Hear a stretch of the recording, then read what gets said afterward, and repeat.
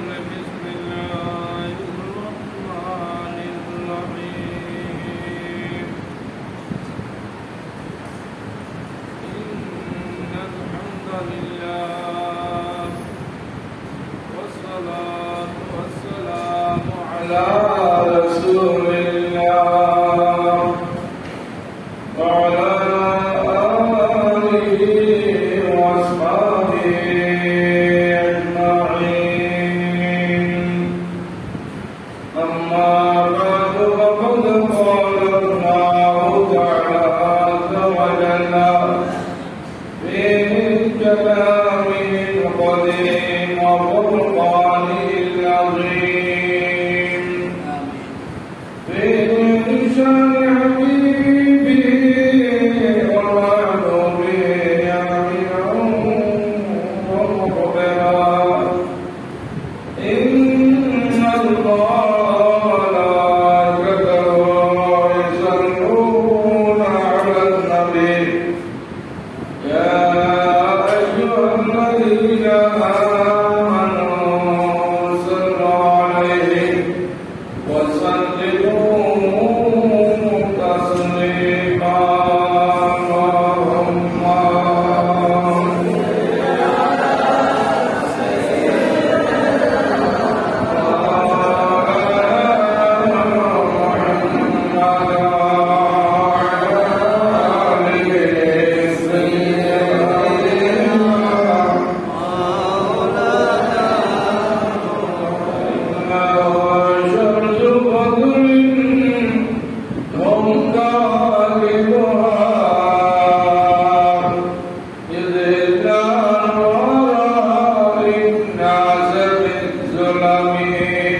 اللهم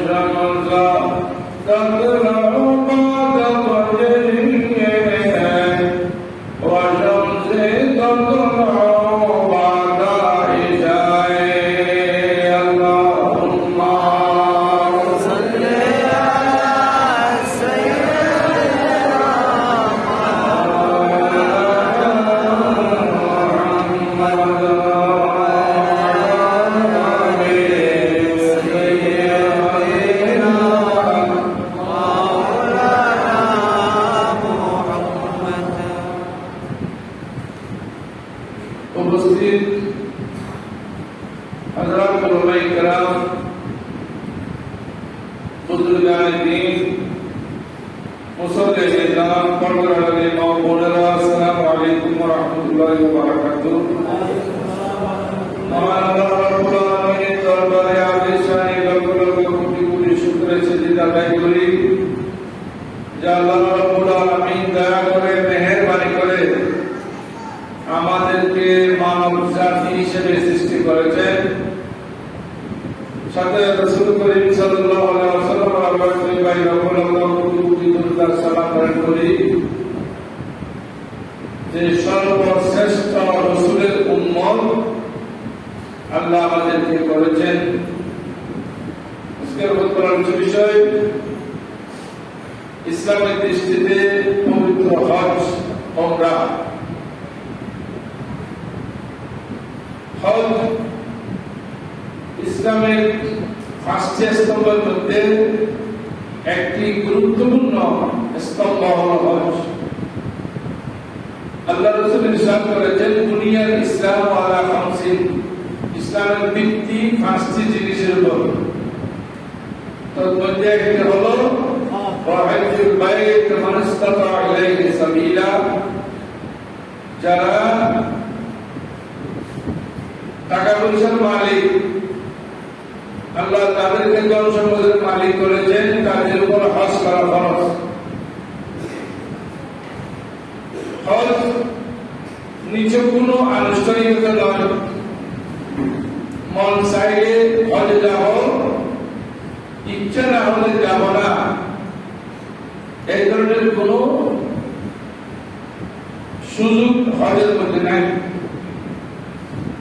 নামাজ যেমন ফরজ, হজ তেমন ফরজ। তখন নামাজ প্রত্যেক দিন 5 বার ফরজ, হজ জীবনে 1 বার ফরজ।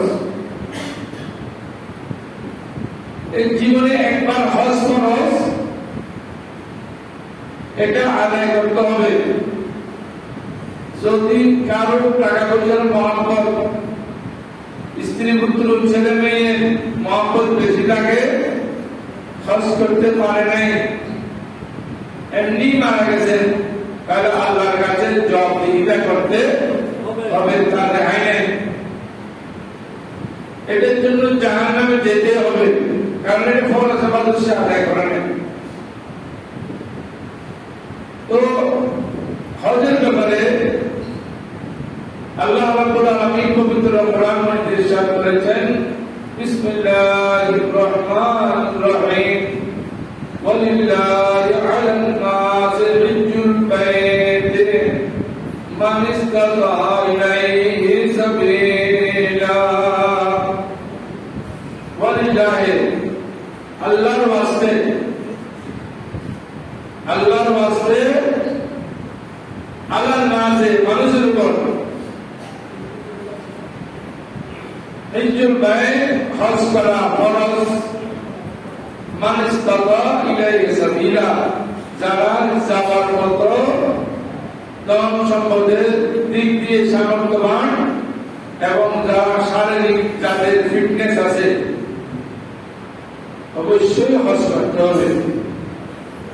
এখানে আল্লাহ রাব্বুল আলামিন লিল্লাহি বলেছেন, লিল্লাহি মানে আল্লাহর ওয়াস্তে, একমাত্র আল্লাহকে খুশি করার জন্য, আল্লাহকে সন্তুষ্ট করার জন্য।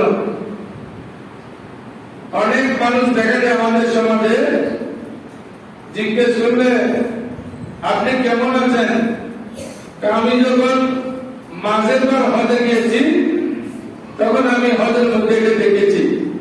মাঝের বার বলছে কেন, মানে আমি 3 বারের হাজি ব্যবহার করেছি কমপক্ষে। অথবা অনেকে বলে আমি যখন 9ম বার হজে গেছি তখন আমি এটা দেখেছি। অনেক মানুষকে আমাদেরকে বোঝাতে চায় আমি 1 বার 2 বার 3 বারের হাজি নয়, আমি হলেও 9 বার হজ করেছি, 9 বারের হাজি। একটিও কবুল হয় নাই। কারণ কি? তার অন্তরে আছে লোক দেখানো। মানুষ আমাকে ভালো মানুষ বলবে, আমাকে হাজি সাহেব বলবে, বিবাহের চিঠি দিলে চিঠির উপর যদি হাজ না লেখে, হাজি যদি না লেখে কি করতে চাই না, আমি 3 বার হজ করেছি, 5 বার হজ করেছি, বিবাহের চিঠির উপরে আমার হাজি লেখে নাই, হাজি সাহেব আমার নামটা লিখে দিয়েছে, আমি হজে যাব, আমি বিবাহে যাব। অনেকে বলে 1 বার করলে হাজি হজ, 2 বার করলে, 3 বার 4 বার করলে আল হজ, হজ করে আল হজ, আল হজ হয়। আমাদের একজন ওস্তাদ ছিলেন আল্লামা ফুরকানি সাহেব রহমাতুল্লাহ আলাইহি, তিনি বলতেন 1 বার হজ করলে যদি আল হজ বলতে হয়, হাজি বলতে হয়, তিনি 5 বার নামাজ পড়লে তার নামে আল মুসল্লি লাগাইতে হবে। আল মুসল্লি মানে নামাজি, আল মুসল্লি মানে প্রত্যেক বছর জাকাতে তার নামে লাগাইতে হবে আল মুজাক্কি, সেই জাকাত দাতা। মুজাক্কি লাগাই না, সেই আপনার মুসল্লি লাগাই না।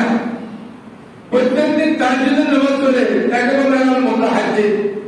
মুতাহাজ্জিদ লাগাই না, শুধু জীবনে একবার হজ করেছে, কেমন করে তাকে হজ বলতে হবে, হাজি বলতে হবে। তাকে যদি হাজি না বলে সে কোনো অনুষ্ঠানে যায় না, রাগ হয়ে যায়, তোর নাম বলতে হ্যাঁ আমার নাম এমনি বলে দিলেন, আমি তাই হজ করেছি, হাজি বললেন না কেন? এদের হজ কবুল হবে না। হজ কবুল তাকে বলি না, হজ করলে সব বৃথা। হ্যাঁ, হজ যদি কবুল হয় তখন কি হবে? তো আল্লাহ বলেন, এগুলোতে শেষ করি, আল্লাহ বলেন ওয়ালিল্লাহি, একমাত্র আল্লাহকে খুশি করার জন্য হজ করতে হবে, আল্লাহকে রাজি করার জন্য হজ করতে হবে। আলান নাস, মানুষ একমাত্র আল্লাহকে সন্তুষ্ট করার জন্য হজ করতে হবে, নিয়ত ঠিক করে যেতে হবে, নিয়ত। এই জন্য হজের শব্দ অর্থ লিখতেছে আল হজ্জু ফিল লুগাতে আল কসদু ওয়াল ইরাদাতু। হজ অর্থ হলো কসদ করা, ইচ্ছা করা, নিয়ত করা। কেন? নিয়তকে শুদ্ধ করার জন্য বলছেন এখানে। না বুখারী শরীফের মিশকাত শরীফের শুরুতে একেবারে ইন্নামাল আমালু বিন্নিয়াত একটা হাদিসে রয়েছে যে নিয়ত শুদ্ধ করে কোনো কাজ করলে সেই কাজে সওয়াব আছে।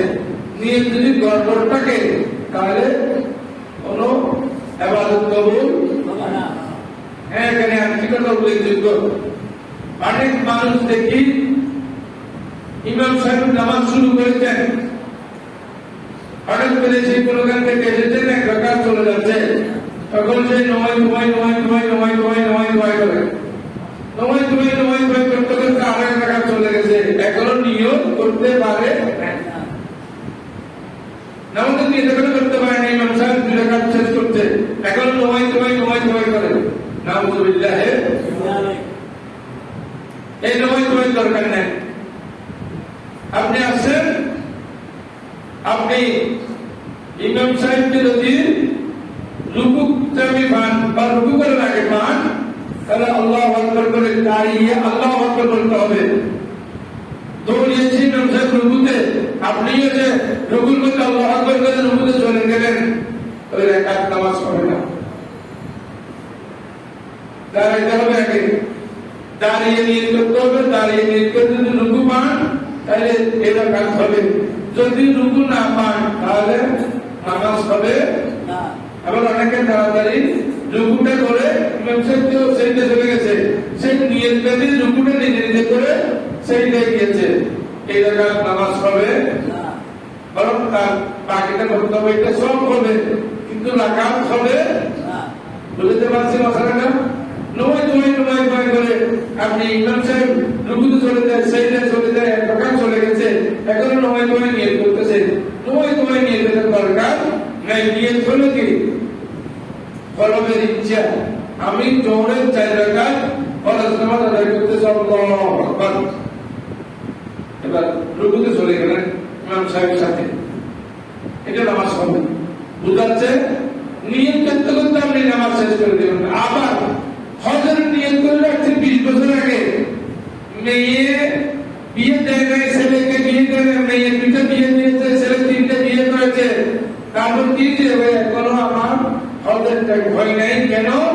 এখন আমি হজ করলে হজটা রাখতে পারবো না, এই জন্য হজ করে না। হজ কোথায় দৌড় দিবে নাকি?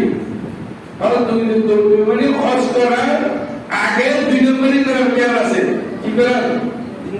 2 নম্বরই করার খেয়াল নিয়ে যদি হজ করে, হজ তো হবে না। আর 2 নম্বরই হজের আগে যাইতেছে, হজের আগে 2 নম্বর থেকে 22 নম্বরই সব করলো, এরপর হজে গিয়ে আল্লাহকে বললো আল্লাহ আমাকে মাফ করে দেওয়া হবে যদি গুলো হয়ে যায়, ওগুলো হজের কারণে মাফ হয়ে যাবে। ইচ্ছে করে কেউ গুলো করতেছে যে অবৈধ কাজ আছে সব হজের আগে করবে, ইচ্ছে করে 5 বছর অবৈধ কাজ করে 5 কোটি টাকার মালিক হলো, এরপরে আমরা 5 বছর শেষ করে 6ষ্ঠ নম্বরে আমি গিয়ে হজ করবো, এটা হজ হবে না। 5 বছর যে অবৈধ টাকা অর্জন করেছেন, ওই টাকা দিয়ে, ওই টাকা রোজগারের টাকা দিয়ে যা আপনি খেয়েছেন, খাবার যেগুলো খেয়েছেন, এগুলোর কারণে কোন নামাজ রোজা অন্য কিছু কবুল হয় না। কারণ ইবাদত কবুল হওয়ার জন্য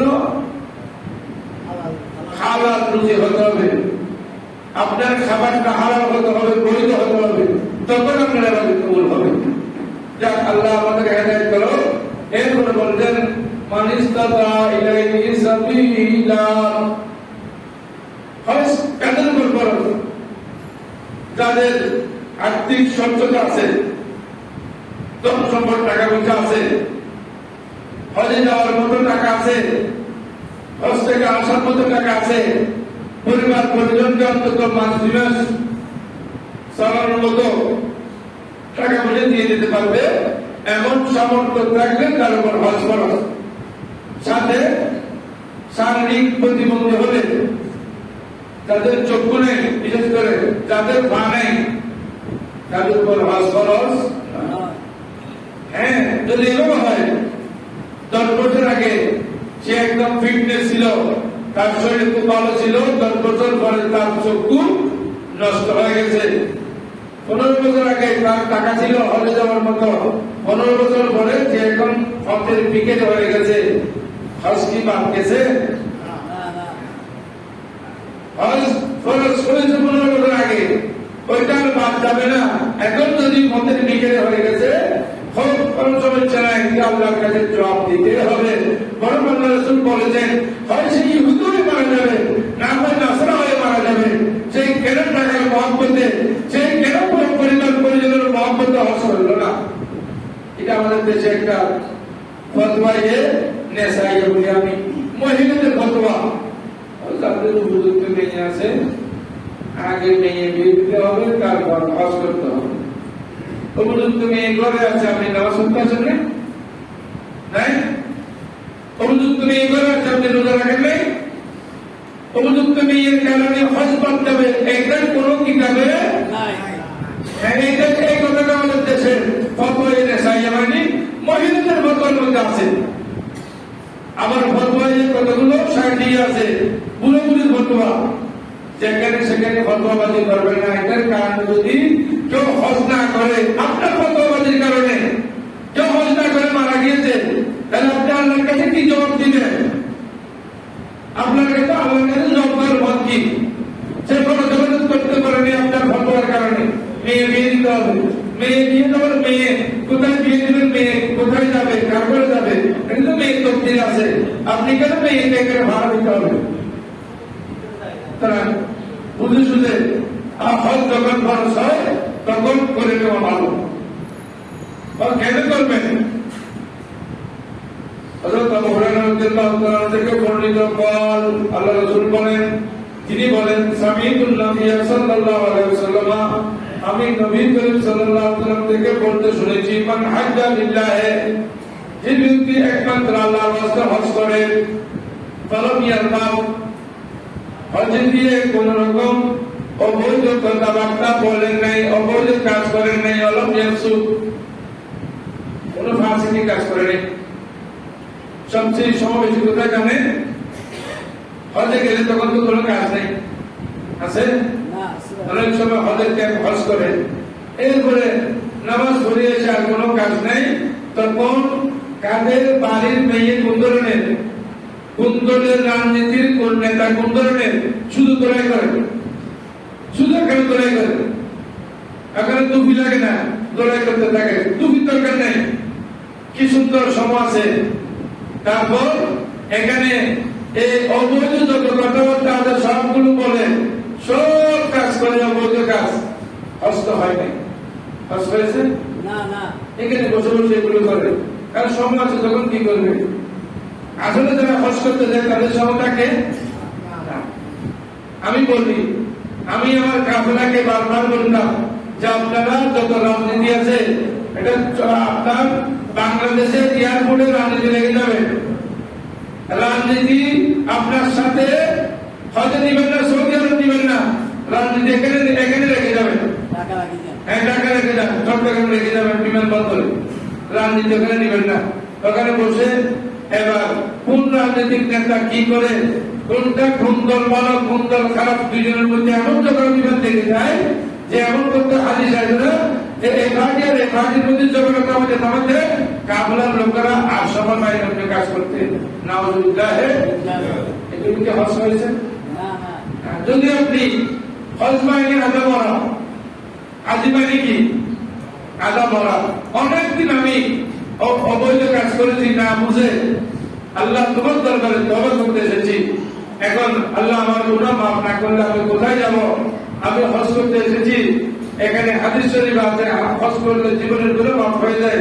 এইভাবে যদি কেউ তওবা করে, মাফ চায়, তখন আল্লাহ রাব্বুল আলামিন রাজা কায়ুমিন বারাকাত উম্মুহু, বুখারী শরীফের হাদিস, আল্লাহ রাসূল বলেন সে ব্যক্তি এমন ভাবে হজ থেকে নিষ্পাপ হয়ে ফিরে যাবে, কায়ুমিন বারাকাত উম্মুহু, যেমন আজকে দুনিয়াতে কোন ছেলে জন্মগ্রহণ করেছে, কোন সন্তান এসেছে নিষ্পাপ হয়ে, আজকে যে সন্তান দুনিয়াতে এসেছে তার যেমন কোনো গুনাহ থাকে না, ঠিকভাবে যদি হজ করতে পারে, সঠিক নিয়ত নিয়ে কোনো ধরনের সমালোচনা ছাড়া, তাহলে আল্লাহ তার হজকে এমন কবুল করেন এমন ভাবে যে তার জীবনের গুনাহ আল্লাহ মাফ করে দেন। সুবহানাল্লাহ। আল্লাহ রাসূলের সাথে হযরত আবু হুরায়রা রাদিয়াল্লাহু তাআলা থেকে বর্ণিত, আল্লাহ রাসূল বলেন, ইন্না রাসূলুল্লাহ সাল্লাল্লাহু আলাইহি ওয়াসাল্লাম قال, আল্লাহ রাসূলের সাথে আল-উমরাতু ইলাল উমরাতি কাফারাতুন লিমা বাইনাহুমা। হজে যাওয়ার পর এখানে উমরা করার সুযোগ আছে। যারা হাদিসে তারা জানেন যে একটি উমরা এবং অন্য আরেকটি উমরা, দুই উমরার মাঝখানে কোনো সগীরা গুনাহ হয়ে থাকলে আল্লাহ রাব্বুল আলামিন সগীরা গুনাহগুলো মাফ করে দেন। সুবহানাল্লাহ।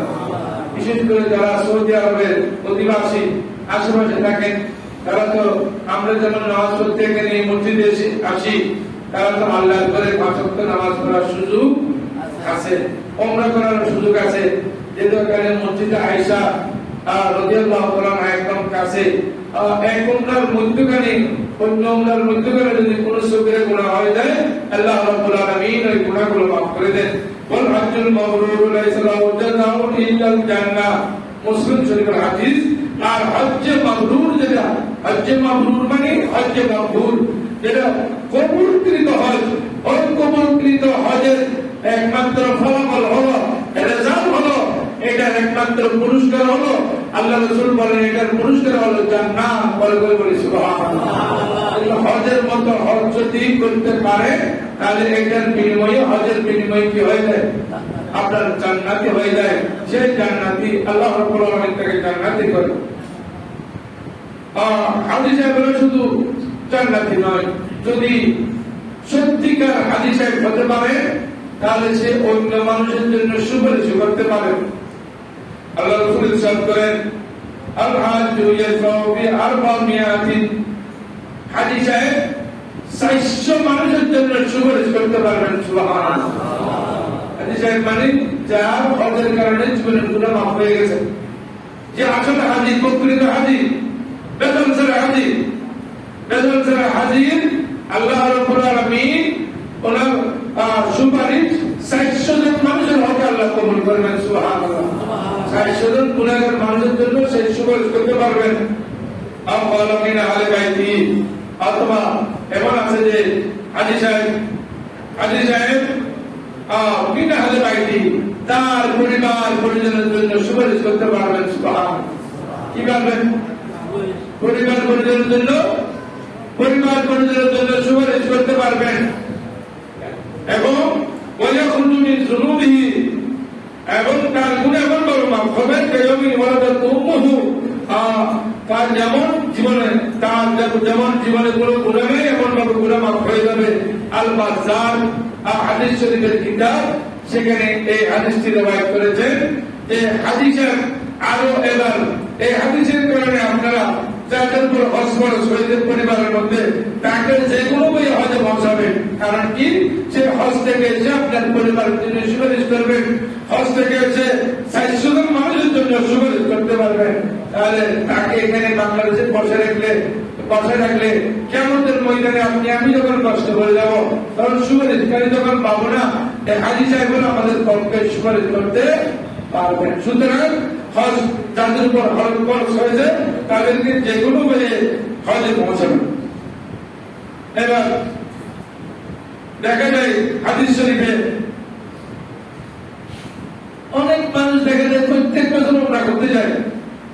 আবার অনেক মানুষ এটা দেখে এত উমরা করার দরকার কি ছিল, এত উমরা করার দরকার কি ছিল, অমুকের মেয়ে বিয়ে দিলে তার ভালো হতো, অমুকের এটা দিলে তো ভালো হতো, অমুকের এটা দিলে তো ভালো হতো, অমুকের মেয়ে বিয়ে দিলে এটা সওয়াবের কাজ। প্রত্যেক বছর হজ করলে লাভ, উমরা করলে লাভ কি? হজ তো জীবনে ব্যবহার করেছিলাম একবার, হজ একবার করেছে।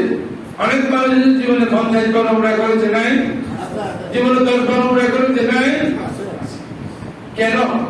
এটা করলে লাভ কি? হযরত মুহাম্মদ রাদিয়াল্লাহু তাআলা বর্ণনা করেছেন, নবী করিম সাল্লাল্লাহু আলাইহি ওয়াসাল্লাম ইরশাদ করেছেন, তাবিউ বাইনাল হজ্জ ওয়াল উমরা, হজ এবং উমরা করতে থাকেন। আল্লাহ রাসূল বলেন, হজ এবং উমরা করতে থাকো মুসলমানরা। হে ওমর রাদিয়াল্লাহু তাআলা, তুমি সহ তোমরা করতে থাকো। কেন?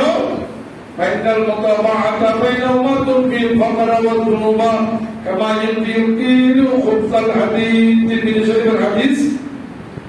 ফাইনাল মুতাবাআতা বাইনাহুমা, হজ এবং উমরা করলে বা হজে গেলে অনেকে উমরা একটা করে গোমরা হয়ে যায়। অনেক মৌলভীও আছে বাংলাদেশের এখানে, বিশেষ করে ওই যে রোহিঙ্গা বাঙালি আছে না, কোথায় মায়ানমারের রোহিঙ্গা বাঙালি, যেগুলো ভেরি ডেঞ্জারাস থিং হজের মধ্যে ফতোয়া দিয়ে দেয়, বিভিন্ন জায়গায় ফতোয়াবাজি করে যে আমরা বেশি করিও না, আমরা বেশি খরচ না করু, আমরা বেশি খরচ না করু, আমরা বেশি করিও না। কোথায় পাইছে এই ইংলিশের এগুলো? এই ইংলিশের জাত এগুলো কোথায় পাইছে? আমরা করে না করু। মানুষকে আবাদত করতে দেয় না, মানুষকে আবাদত করতে দেয় না, আবাদত কমাই করেন যাতে জাহান্নামে যেতে পারে। নাউযুবিল্লাহ। এত টাকা খরচ করে বাংলাদেশ থেকে হজ করতে গেছে, উমরা করতে গেছে, সে যদি 30 উমরা করতে পারে তার লাভ না ক্ষতি? উমরা করতে দেয় না, না অসুস্থ হয়ে যাবে। আবার অনেক কাফেলার মধ্যে অনেক একটু টিকবাজি লোকে, টিকবাজির মতো মানুষ আছে, ওরা বলে না না আমরা বেশি করি না। কেন? সে উমরা করতে গিয়ে কোন চাইলে তো তাকে নিয়ে যেতে হবে মসজিদে আয়েশায়, তাকে সময় দিতে হবে। তাই সেই সময় না দেওয়ার জন্য আপনাকে বলে উমরা করে রাখতে, এত বেশি উমরা করার দরকার নেই। আল্লাহ রাসূল বলেন উমরা বেশি করেন, আর প্রকারে বলে উমরা বেশি করিয়েন। কাটতে শুনবো কথা বলে না, কাটতে শুনবো রাসূল পাকেরটা শুনবো। লাভ কি? উমরা বেশি করলে, হজ বেশি করতে পারলে লাভ হলো তুনফিল ফাকরা, দারিদ্রতা দূর হয়ে যায়, দারিদ্রতা দূর হয়ে যায়। আল্লাহর একটা রহমত। সত্যিকার রূপে হজ করে, আবার যে কোনো হানি সাহেব নাই, সত্যিকার রূপে হজ করলে যার হজ কবুল হয়েছে, আল্লাহ তার মৃত্যুর আগ পর্যন্ত তাকে ডিগ্রি করবে না, তাকে কোন সময় আল্লাহ বেইজ্জত করবেন না। অন্তত সে চলতে পারার মধ্যে এমন টাকা পয়সা আল্লাহ তাকে যে কোনো কাজ থেকে ম্যানেজ করে দিবেন। এটা হাদিস শরীফ। তুনফিল ফাকরা, দারিদ্রতা দূর হয়, হজের কারণে দারিদ্রতা দূর হয়। হজ করার পর মানুষের সচ্ছলতা বৃদ্ধি পায়, ধন সম্পদ আয় রোজগার মানুষের বৃদ্ধি হয়, যুনুবা এবং গুনাহ মাফ হয়, মানুষের গুনাহগুলো মাফ হয়, কবিরা গুনাহ সব মাফ হয়ে যায়। কিন্তু একটি কবিরা গুনাহ মাফ হয় না, সেটা কি বলেন তো? এটা কি? ইল্লা হাক্কুল নাস, মানুষের হক।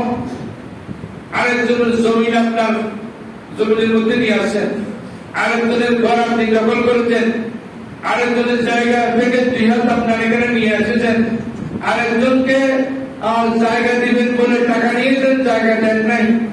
এমন যদি কেউ হয়ে থাকে, বা আরেকজনের পকেট করে টাকা নিয়েছেন, একজন টাকা ভাবে সেই টাকা নেয় নাই, হায় হায় হায় হায় আমার টাকাজি, আমি টাকা পাবো, টাকাজি কতবার উমরা করেছে, কতবার টাকা উমরাকারী, আমার টাকা দেয় নাই।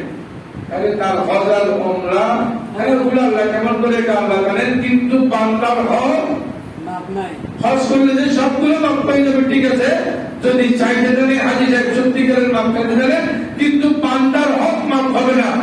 এই জন্য আগেকার দিনে মানুষ হজ করতে গেলে বোনে কিভাবে, ভাই কিভাবে, আত্মীয়জন কিভাবে, কর্জের খাতায় কার কার নাম আছে কর্জগুলো শুরু করে দিত, এবং সবগুলো বলে করে নিজের জায়গা বিক্রি করে হালাল টাকা দিয়ে হজ করতো আগেকার দিনে, নাই ছিল এভাবে?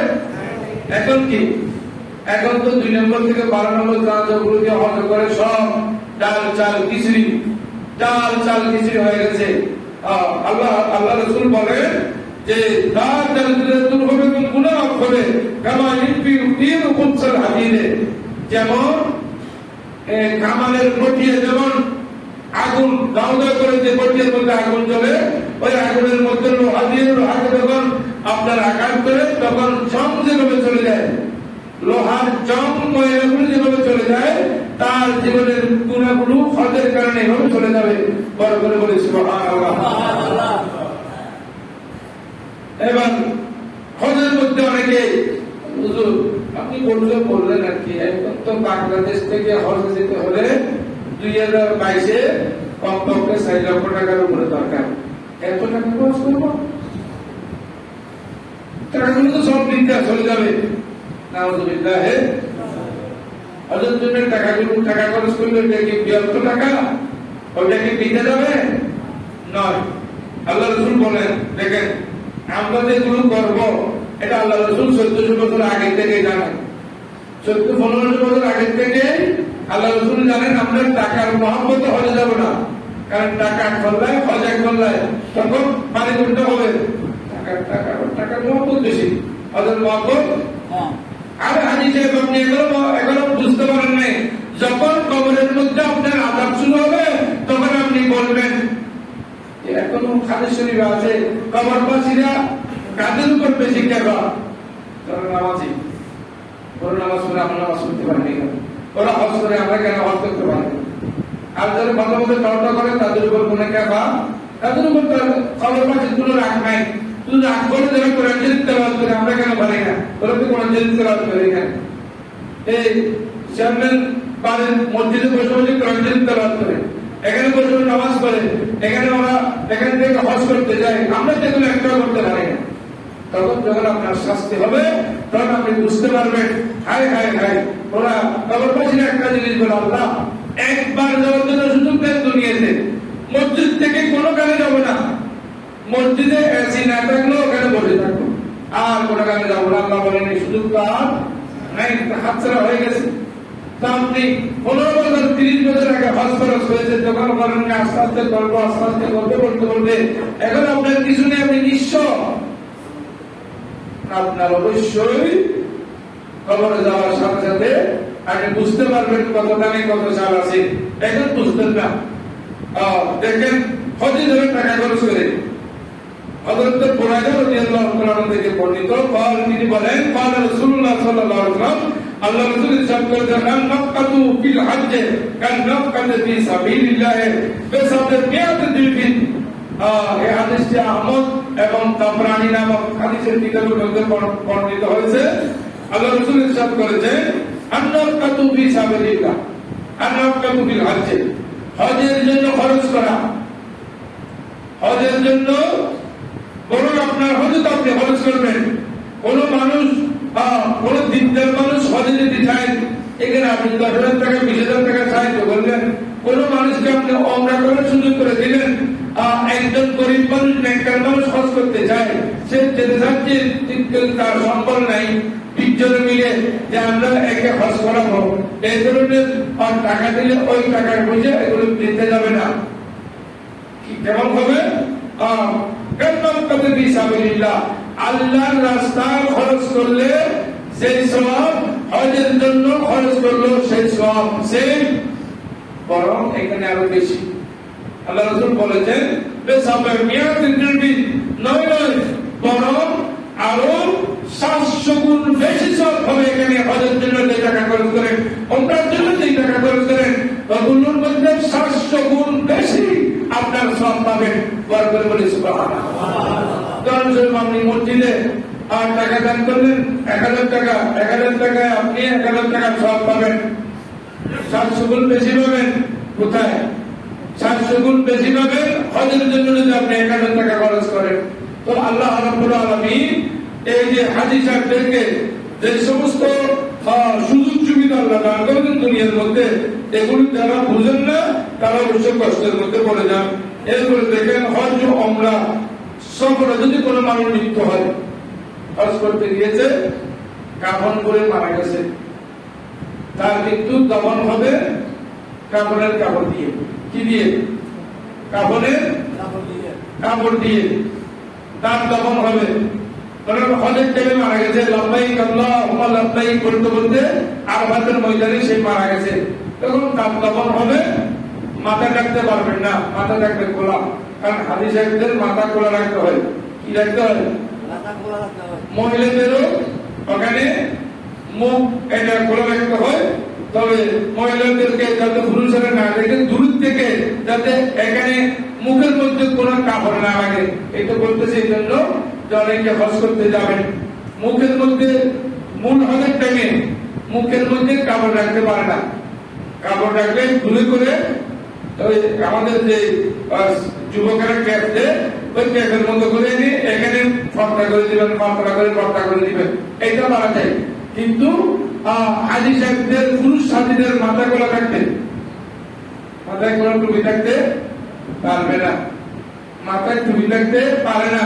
দফনের সময় আপনার ওই কাপড় দিয়ে দফন করতে হবে, মাথা খোলা থাকতে।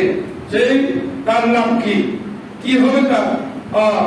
হাদিস শরীফে এসেছে, হযরত আবু হুরায়রা রাদিয়াল্লাহু তাআলা বর্ণনা করেছেন, ইন্না রাসূলুল্লাহ সাল্লাল্লাহু আলাইহি ওয়াসাল্লাম قال, আল্লাহ রাসূল ইরশাদ করেছেন, মান খারাজা হাজ্জান, যে হজ করার জন্য বের হয়েছে, ফামাতা, সে মারা গেছে, কুতিবা লাহু আজরুল হাজ্জ ইলা ইয়াউমিল কিয়ামা, কিয়ামত পর্যন্ত তার হজটা তার বাগের মধ্যে লিপিবদ্ধ করে দেওয়া হবে। বড় করে বলে সুবহানাল্লাহ।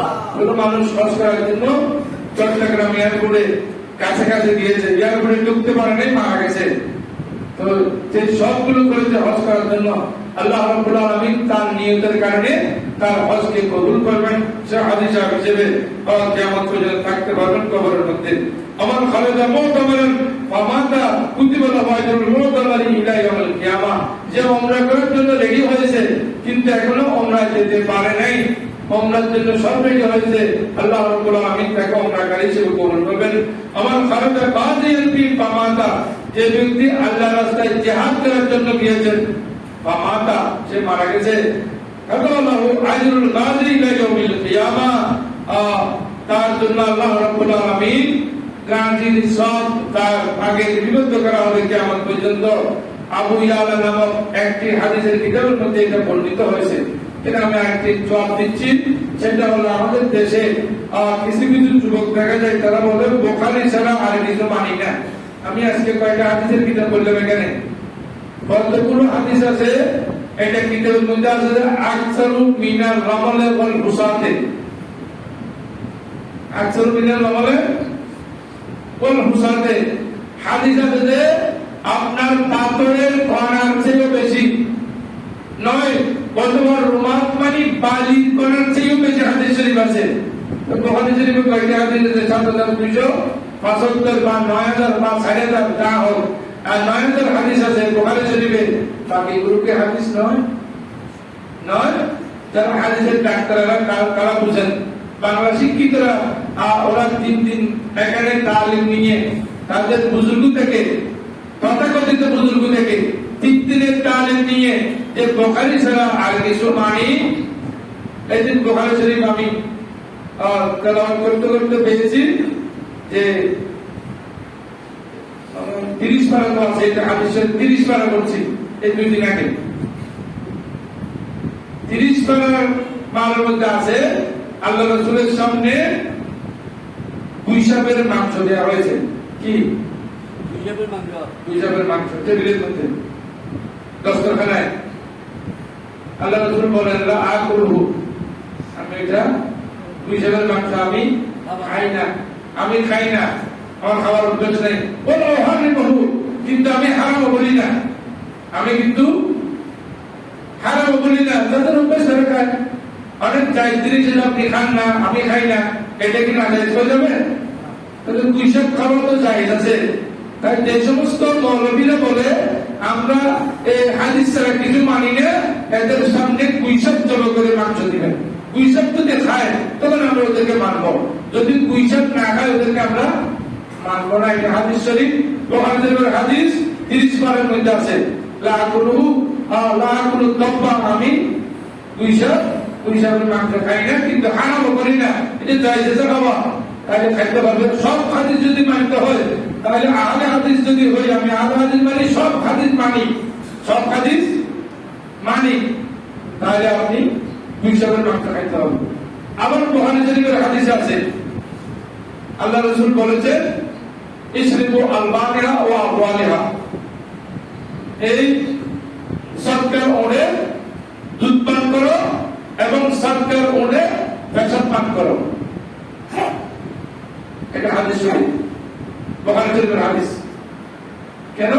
ওদের ফ্যাট ফুলের রোগ হয়েছে, একদল মানুষের ফ্যাট ফুলের রোগ হয়েছে। এই ফ্যাট ফুলের রোগ হওয়ার কারণে আল্লাহ রাসূল ওষুধ বলেছেন, ওই সরকার ওদের দুধ এবং পেশাব পান করে। শ্রেবু আবহান আগুন শ্রেবু আলবানে আবহানে এবং এই সমস্ত ওদের দুধ এবং পেশাব পান করে। এখন ওরা দুধ এবং পেশাব পান করার পর ভালো হয়ে গেছে, ভালো হওয়ার পর আর দেরি করে নেই, ওই ওটগুলো চুরি করে নিয়ে গেছে। নিয়ে যাওয়ার পরে আল্লাহ রাসূল যখন নিয়ে যাচ্ছেন, আল্লাহ রাসূল যেখানে আছেন মদিনা শরীফ, সেখান থেকে বলে দিয়েছেন, এই সাহাবায়ে কেরাম তোমরা তাড়াতাড়ি যাও, ওটগুলো চুরি করে নিয়ে যাচ্ছে, অমুক জায়গা পর্যন্ত তারা পৌঁছেছে, অমুক জায়গা গেলে তোমরা এটা পেয়ে যাবে। বলে বলে সুবহানাল্লাহ। আমাদের কতগুলো ওলামায়ে কেরাম বলে রাসূলের কাছে কোনো উদ্দেশ্য নিয়ে না, এই উদ্দেশ্যকে এটা ঘুরতে গেল আল্লাহ রাসূলের কাছে। কোথায় গিয়ে পাবে এটা সে বলে দিয়েছেন আল্লাহ রাসূল। কোথায় গিয়ে পাবে ওদেরকে পাওয়া যাবে, সেখানে নিয়ে যান যাবে, কেন ওদেরকে পেয়েছে, পাওয়ার পর ওদেরকে ভীষণ শাস্তি দিয়েছেন। ওদেরকে এমন শাস্তি দিয়েছেন জীবনে এই শাস্তি মনে কাউকে দেওয়া হয়নি। ওদের হাত কাটছে, ওদের পা কাটছে, সৎকার জিনিস। কিসের জিনিস? কিসের জিনিস?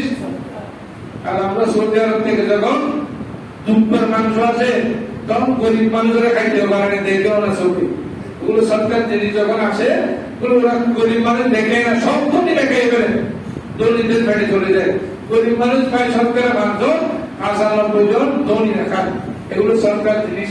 আল্লাহ রাব্বুল আলামিন হেদায়েত করুক, আমিন। তাই বলতে যেটা, তাহলে ওটার পেশাব পান করতে হবে, কারণ হাদিসের ওটার পেশাব পান করার কথা আছে। সব হাদিস আমরা মানতে পারি। আল্লাহ রাসূলের হাদিসের মধ্যে আছে, আল্লাহ রাসূল শাদী করেছেন কয়টা? 11টা, 9টা বা 11টা। তো হাদিস শরীফে এটা আছে। তাহলে আপনি যদি মানেন সব হাদিস, যদি আরেক হাদিস হন, তাহলে সব হাদিস মানতে হবে। সব হাদিস মানলে আপনি 11টা বিয়ে করতে হবে। 11টা বিয়ে নয়, 3টে 4টের উপরে 5টা যখন যাবে, সে তখন বেঈমান হয়ে যাবে। কি হয়ে যাবে? 6টা বিয়ে করলে বেঈমান, 7টা বিয়ে করলে বেঈমান, 8টা বিয়ে করলে বেঈমান। কত রকম বেঈমান হয়ে যাচ্ছে, চিন্তা করছেন? তাহলে সব হাদিস আমরা মানতে পারবো না। এই জন্য আমরা হল আহলে সুন্নাহ, অর্থাৎ হাদিস থেকে বাছাই করে কতগুলো আমরা মানতে পারবো আর কতগুলো মানতে পারবো না, এটা ভাগ করে যেটার মধ্যে সুন্দর যে সলিউশন দিয়েছেন, এটার নাম হলো আহলে সুন্নাত ওয়াল জামাত। আহলে সুন্নাত মানে আমরা সুন্নাতপন্থী, ওয়াল জামাত মানে সাহাবায়ে কেরাম যেগুলো করেছেন আমরা ওগুলো মানি, এটার নাম হলো আহলে সুন্নাত ওয়াল জামাত। আল্লাহ আমাদেরকে প্রত্যেককে হেদায়েত করুক, আমিন। যারা বুঝেন না, শুধু হাদিসের পিছনে তোমরা, আল্লাহ তাদেরকে হেদায়েত করুক এবং সত্যিকার ইসলামের ভিতরে আসার জন্য সব ভাইদেরকে আল্লাহ তৌফিক দান করুক, আমিন। ওয়া আলহামদুলিল্লাহি রাব্বিল আলামিন।